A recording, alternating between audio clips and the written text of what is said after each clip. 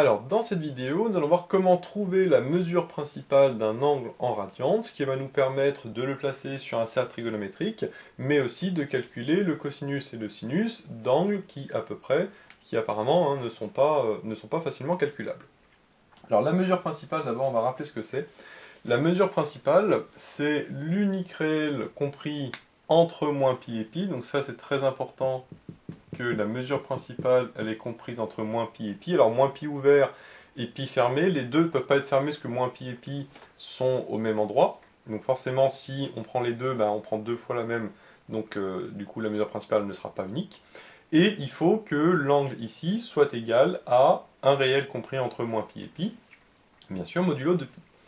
Donc l'idée va être la suivante, si on cherche la mesure principale de 193 pi sur 3, qui clairement n'est pas compris entre moins pi et pi, eh bien il faut tout simplement faire la division euclidienne de 193 par 3, c'est-à-dire du numérateur par le dénominateur. Il y a d'autres méthodes pour trouver la mesure principale, mais la plus simple c'est celle-là, c'est de faire la division euclidienne de 193 par 3. Donc pour ça, le mieux c'est de la poser, comme on a appris à le faire au CP. Donc on fait 193 divisé par 3. Donc on va d'abord prendre le 1 divisé par 3, donc ça on peut pas, donc on va prendre 19 divisé par 3, on sait que ça fait 6. 6 fois 3 ça fait 18, donc je fais moins 18, avec le moins devant et le trait. 19 moins 18 ça fait 1, donc je descends 1. Ensuite j'ai le 3 qui descend, et donc dans 13, combien de fois 3 c'est 4, parce que 3 fois 4 ça fait 12. 13 moins 12, je sais que ça fait 1. Et là, c'est fini, puisque je vois qu'après, je n'ai plus rien. Après, il faudrait que je mette des virgules, mais ce n'est pas le but de la division euclidienne. Donc, d'après ce que j'ai ici, je peux écrire que 193 est égal à ça fois ça plus ça. C'est-à-dire 3 fois 64 plus 1. Donc ça, c'est la division euclidienne de 193 par 3. À partir de ça, je vais pouvoir tout multiplier par pi et diviser par 3 pour retrouver 193 pi sur 3. Donc je vais le faire d'abord en deux étapes pour vraiment comprendre le principe, et après je ferai un peu plus rapidement pour le deuxième. Donc si d'abord je multiplie tout par pi, ça fait 193 pi qui est égal à tout ça fois pi. Donc si je développe avec le plus, ça fait 3 fois 64 pi plus une fois pi. Parce que comme j'ai fait fois mais avec le plus et je développe, ça fait 3 fois 64 pi plus pi. Maintenant, je vais tout diviser par 3. Donc là, je divise par 3 ici, et donc je divise par 3 ici. Et le but, bien sûr, c'est de décomposer en deux fractions. Donc à gauche, bien sûr, je n'y touche pas. Par contre, ici, comme j'ai un plus, je sais que je peux séparer en deux, ce qui me donne 3 fois 64 pi sur 3, plus pi sur 3. Et bien sûr, je peux simplifier par 3, puisque comme je divise par 3 qui est le dividende de ma division euclidienne, forcément je pourrais toujours simplifier ici. Ce qui me donne finalement 64pi plus pi sur 3. Sauf qu'on sait que 64pi c'est un nombre pair, et quand c'est un nombre pair, à ce moment-là, je sais que je peux l'enlever parce que c'est toujours modulo de pi. On sait que quand j'ai mon cercle trigonométrique, un tour, je sais que c'est 2pi. Donc si je fais 64pi, c'est 2 fois 32, donc 64pi c'est 32 tours. Mais au final, 64pi c'est comme 0, parce que j'ai 0 aussi qui est ici. Et donc du coup, ça correspond à pi sur 3. Alors je peux rajouter bien sûr modulo de pi pour bien comprendre pourquoi est-ce que 64pi j'enlève. Parce que c'est comme pi sur 3, bien sûr, modulo de pi. Et donc, là c'est parfait, parce que pi sur 3, lui, il est bien compris entre moins pi et pi. Et donc c'est bien la mesure principale de 193 pi sur 3, et donc je peux le placer sur le cercle trigonométrique, parce que pi sur 3 c'est ici, donc je sais que 193 pi sur 3, il est au même niveau que pi sur 3. Bien sûr, toujours vérifier que le résultat ici est bien la mesure principale, ici on est entre moins pi et pi, donc il n'y a pas de souci. Donc de façon générale, à chaque fois ici on trouvera un nombre de pi qui sera soit pair soit impair. Si c'est pair, c'est parfait parce que c'est comme c'est un multiple de 2pi, donc je peux l'enlever modulo de pi. Par contre, si c'est impair, on va voir dans le deuxième exemple, c'est un petit peu différent. Donc comme on le voit, il s'agit d'une simple division euclidienne. Aucune difficulté particulière au niveau des calculs, il faut juste avoir conscience qu'il faut faire la division euclidienne. Donc là, ça va être le même principe pour le deuxième exemple. J'ai 2119pi divisé par 6, donc bien sûr, je fais la division euclidienne du numérateur par le dénominateur, c'est-à-dire 2119 divisé par 6. Donc le 2, je ne peux pas le diviser par 6, par contre je vais faire 21 divisé par 6, je sais que ça fait 3, parce que 6 fois 3, ça fait 18. 21 moins 18, ça me donne 3. Je descends le 1. Là, cette fois-ci, dans 31, combien de fois 6? C'est 5, puisque 6 fois 5, ça fait 30. Donc 31 moins 30, ça fait 1. Je descends le 9. Et donc là, je vois que dans 19, combien de fois 6? Ben, c'est 3. Parce que 6 fois 3, ça fait 18. Donc je fais moins 18. Il me reste 1. Et là, je n'ai plus rien, puisque j'ai descendu tous les chiffres. Hein. Donc après, c'est terminé. Donc là, ça me donne que 2119 est égal à ça fois ça plus ça. Donc 6 fois 353, mais cette fois-ci, plus 1. Maintenant, je vais faire comme tout à l'heure, je vais multiplier par pi et diviser par 6. Ce qui va me permettre de me retrouver mon 2119 pi divisé par 6. Donc si je multiplie tout par pi, ça me donne ici d'abord 2119 pi. Le pi, comme tout à l'heure, il va être développé pour les deux. Donc là, ça va faire ça fois pi, plus une fois pi. Et maintenant, je divise tout par 6. Donc là, je divise par 6. Donc je vais mettre mon égal ici. Donc là, je divise par 6. Et là aussi, je divise par 6. Parce que comme on l'a vu tout à l'heure, comme j'ai un plus, je peux séparer en deux fractions. Et là, bien sûr, les 6 se simplifient de la même manière que tout à l'heure, les 3 se simplifiaient. Et donc, ça me donne 353 pi plus pi sur 6. Alors là, par contre, à la différence de tout à l'heure où on avait 64 pi, donc c'était pair, ben là, par contre, j'ai 353 pi qui est un nombre impair de pi. Alors, ben oui, mais comment on fait? Parce que du coup, c'est pas égal modulo de pi. Eh bien, on va tout simplement dire que 353, c'est comme 352 pi plus pi. Parce que 353, c'est 352 plus 1. Et donc, je vais mettre comme ça. Et en écrivant ça, ben, je vois que je retombe comme tout à l'heure sur 352, qui lui, par contre, est un nombre pair. Et donc, comme c'est un nombre pair, je sais que je peux l'enlever, puisque je vais dire modulo de pi. Tous les nombres pairs de pi, modulo de pi, ça se simplifie. Donc là, lui, il va se simplifier, il va me donner 0, et donc il me reste pi plus pi sur 6, pi plus pi sur 6, ça me donne 7 pi sur 6.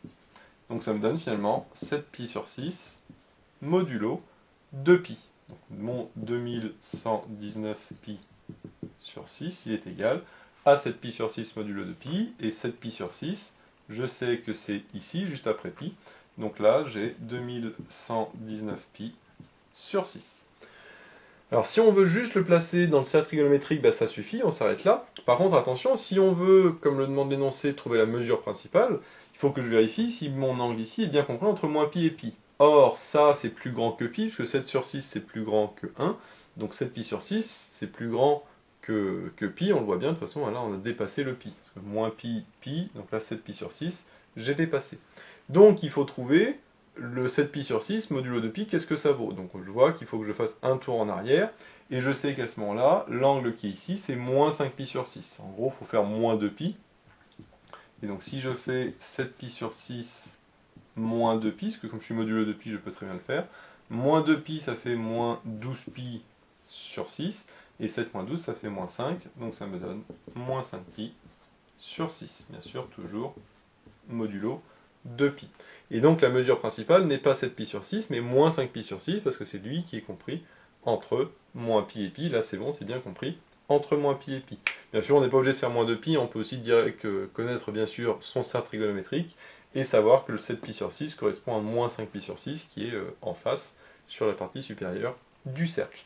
Donc si on demande juste de placer sur le cercle, bah, 7 pi sur 6 ça suffit. Par contre, sur la mesure principale, il faut en plus cette petite étape. Par contre, la méthode reste la même, hein. C'est juste que quand on a un nombre qui est impair, bah, on voit qu'il faut le décomposer en un nombre pair plus pi. Et à ce moment-là, du coup, le nombre pair s'annule puisqu'on est modulo de pi. Le pi, il faut le mettre avec lui. Et après, ça nous donne directement la mesure principale. Alors l'autre méthode, ça aurait été de dire, non pas que c'est 352 plus 1, mais de dire que c'est 354 moins pi. Puisque 353, on peut dire aussi que c'est 354 moins 1. Et là, le 354, on peut l'enlever puisqu'on est modulo de pi et que c'est pair. Par contre, ici on a moins pi plus pi sur 6, et moins pi plus pi sur 6, ça fait moins 6 pi sur 6 plus pi sur 6, ça fait directement moins 5 pi sur 6. Donc si on avait fait ça, on aurait eu directement moins 5 pi sur 6, qui nous donnait directement la mesure principale. Voilà. Donc quand on n'est pas sûr, et ben c'est pas grave, hein, on peut les deux méthodes on voit marchent, mais si vous voulez aller un petit peu plus loin, vous savez que si le nombre ici est compris sur le demi-cercle supérieur, il faut plutôt faire moins pi, pour avoir la mesure principale, et donc faire 354 moins 1. Par contre, si la mesure qu'on trouve ici est sur le demi-cercle inférieur, à ce moment-là, vaut mieux faire plus pi pour retomber sur quelque chose que l'on connaît. Mais encore une fois, tout dépend de ce que l'on va trouver, bien sûr, parce que si on dit sur le cercle supérieur ou inférieur, tout dépend aussi sur quel intervalle on travaille. Donc ça, c'est pour trouver la mesure principale et placer les points sur un cercle. Maintenant, on va voir une application très classique de ça. Donc on a vu une première méthode, c'est de calculer, déjà de placer les points sur un cercle trigonométrique. L'autre application très simple, c'est simplement de calculer le cosinus et le sinus d'un angle qui a priori n'est pas connu. Si on demande le cosinus de 47 390 pi sur 6, ou de 47 390 pi sur 6, mais le sinus, bah là, le mieux, c'est de trouver la mesure principale de ce fameux 47 390 sur 6, ce qui va être beaucoup plus simple.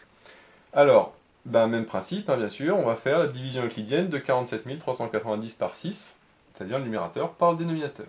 Donc c'est ce qu'on va faire, et on va voir qu'une fois qu'on aura fait ça, le calcul du sinus et du cosinus sera très rapide. Alors là, dans 4, combien de fois 6 Je ne peux pas, donc je vais prendre 47. Je sais que 6 fois 7, ça fait 42. Donc je fais moins 42. 47 moins 42, ça me donne 5. Je descends le 3. Dans ce 53, combien de fois 6 Je sais que 6 fois 9, 54, c'est trop. Donc 6 fois 8, par contre, ça fait 48. Donc là, je vais mettre moins 48. 53 moins 48, ça me donne 5. Je descends ensuite le 9. Là, par contre, je peux bien mettre 9, parce que 6 fois 9, 54. Donc là, du coup, ça rentre, et 6 fois 10, c'est trop. Donc là, 5 me donne 5. Je descends maintenant le 5. Et là, c'est comme tout à l'heure, c'est 6 fois 8. 6 fois 8, 48. Donc je mets moins 48, ça me donne 2. Je peux donc écrire l'égalité, que ça égale ça fois ça plus ça. Ça, c'est la division euclidienne. Donc j'ai 47 390. Qui est égal à 6 fois 7898, plus le reste, qui est égal à 2. Maintenant, si je fais comme tout à l'heure, là je vais multiplier par pi et diviser par 6. Alors là je vais le faire directement, comme ça, ça va être beaucoup plus simple. Parce que là maintenant on a l'habitude, donc là c'est juste pour montrer qu'on peut gagner du temps quand on maîtrise bien. Donc là, je multiplie par pi et je divise par 6. Donc là, même principe, je multiplie par pi, je divise par 6. Donc si je multiplie par pi, j'aurai un pi. Et je divise par 6, les 6 vont se simplifier. Donc j'aurai finalement 7890 pi, puisque j'ai simplifié les 6 tout de suite. Et là, pareil, je multiplie par pi, je divise par 6. Donc ça va me donner 2 pi divisé par 6.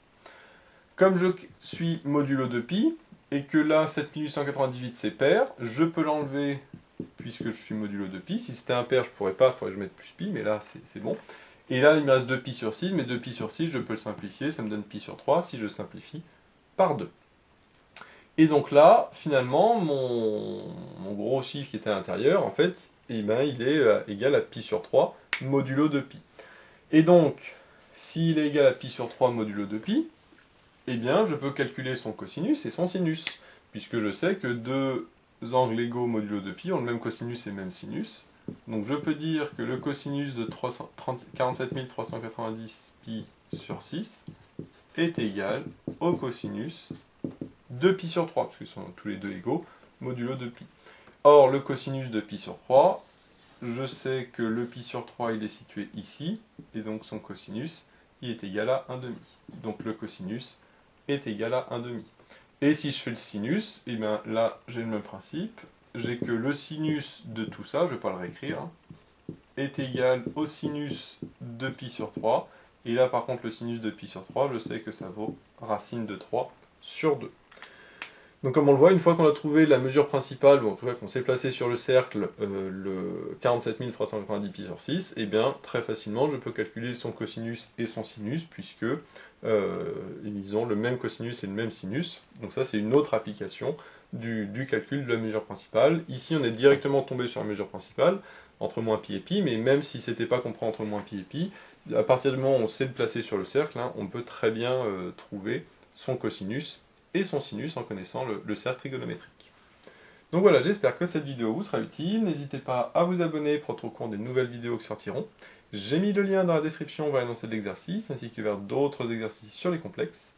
J'ai également mis le lien vers la page Tipeee où vous pouvez soutenir Méthode Maths, et moi je vous dis à bientôt pour de nouvelles vidéos.